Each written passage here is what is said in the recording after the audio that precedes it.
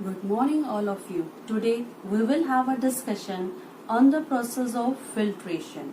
Filtration is a process to separate insoluble solid from a liquid by using a filter. Separation of tea leaves from tea is a good example of the process of filtration. Through this process, we can easily separate soil particles from the water. To do this activity, we need sandy water,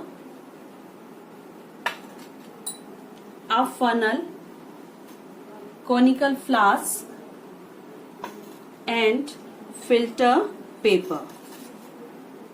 Filter paper has very fine pores on it which allows only water or liquid to pass through it.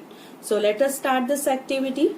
First of all, take the muddy water and allow it to stand undisturbed at least for half an hour. After some time, we can observe that the soil particles settle at the bottom of the container. This process is known as sedimentation.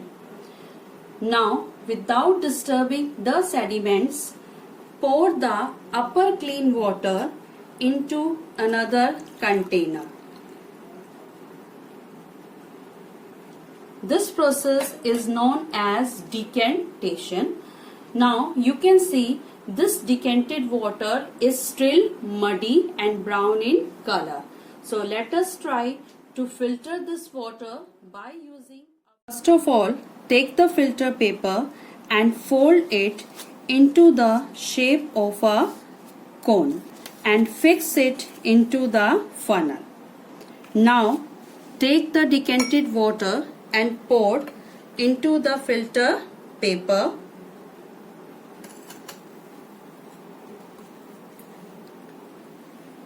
You can see we can obtain the clear water into the flask and the solid impurities will remain above the filter paper.